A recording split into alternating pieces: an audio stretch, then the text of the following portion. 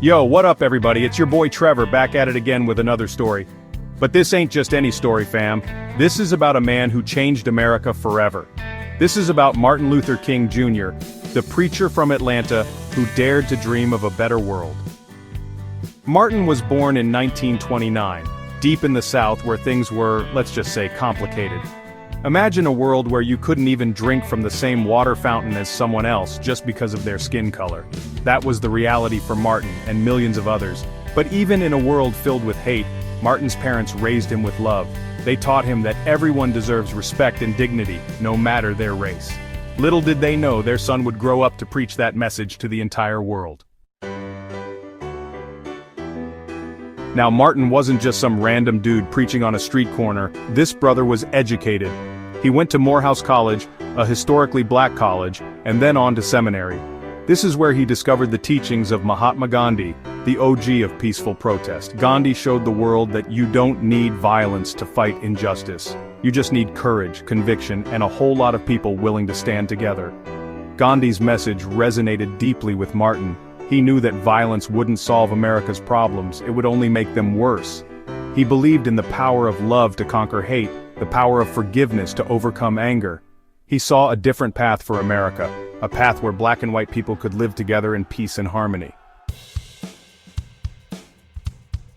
In 1955, a woman named Rosa Parks refused to give up her seat on a bus to a white man in Montgomery, Alabama. This act of defiance sparked a movement, and Martin Luther King Jr. found himself thrust into the spotlight. The Montgomery bus boycott was born, and for over a year, black people refused to ride the buses, hitting the city where it hurt their wallets. This was a turning point.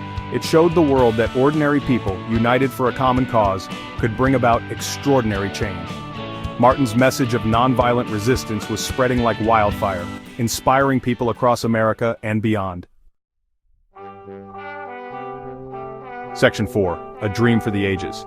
Now let's talk about the I Have a Dream speech. It was 1963, and Martin stood before 250,000 people in Washington, D.C.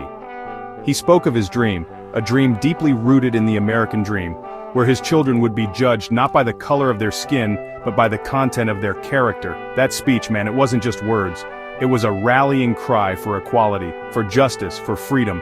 It resonated across the nation, across the world, and it still gives me goosebumps to this day. The world was listening and they were inspired. Section 5, King's Legacy. Tragically, Martin's journey was cut short in 1968 when he was assassinated. But his legacy lives on, inspiring generations to fight for what is right. The Civil Rights Act, the Voting Rights Act, all these victories were a testament to his unwavering belief in the power of nonviolence. Martin Luther King Jr. was a true American hero.